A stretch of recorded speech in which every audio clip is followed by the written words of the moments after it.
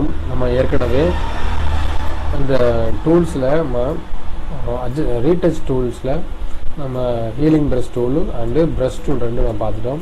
இப்போ நம்ம என்ன டூல் பார்க்க போகிறோம் பார்த்தீங்கன்னா, ஒரு ஸ்டாம்ப் டூல் பார்க்க போகிறோம். என்ன பார்க்க போகிறோம்னா அடுத்து என்ன டூல் பார்க்கணும், ஸ்டாம்ப் டூல் நம்ம பார்க்க போகிறோம்.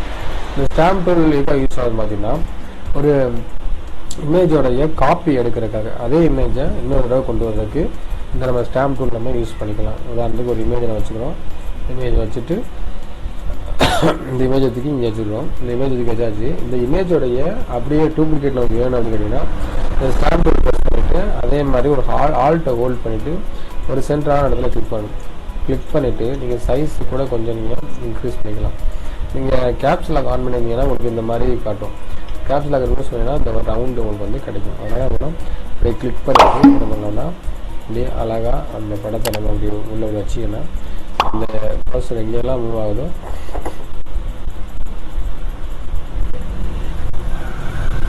ஒரு அழகான அந்த அதே படம் வந்து இன்னொரு ஸ்டாம்பாக அப்படியே கிடைக்கும். மறுபடியும் கூட எத்தனை ஸ்டாம்ப் வேணும், எத்தனை லோக்கல் வேணும் முடிவு எடுத்துக்கலாம்.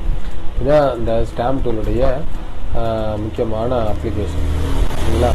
இப்போ இதை வச்சு நம்ம என்ன பண்ணுறீங்கன்னா, சில ஆல்பம் ஒர்க் டிசைன்ஸ்லாம் யூஸ் பண்ணிக்கலாம். அப்படி இல்லை, சில இடங்களில் பார்த்தீங்கன்னா பேக்ரவுண்ட்ஸில் வந்து இப்போ சில இது மிஸ் ஆகிருக்கும், சில இதை நம்ம ரீப்ளேஸ் பண்ணுற மாதிரி இருக்கும். அந்த இடங்களில் என்ன பண்ணலாம்னா இந்த ஸ்டாம்ப் டூல் யூஸ் பண்ணலாம். ஃபார் எக்ஸாம்பிள், இந்த பேக்ரவுண்டில் இங்கே வந்து ஒயிட் இருக்குது, இந்த மாதிரி படம் இருக்குது.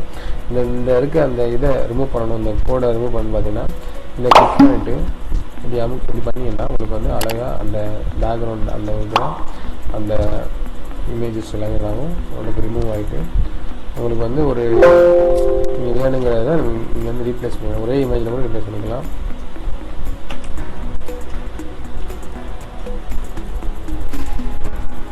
இந்த மாதிரி உங்களுக்கு வேணுங்கிறத நம்ம வந்து இப்படி டெலிட் பண்ணுறது கூட நம்ம இதை யூஸ் பண்ணிக்கலாம்.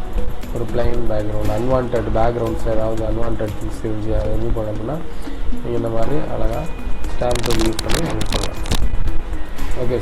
ஓகே ஃப்ரெண்ட்ஸ், இன்றைக்கி நம்ம ஸ்டாம்ப் டூலை பற்றி பார்த்தோம். நிச்சயமாக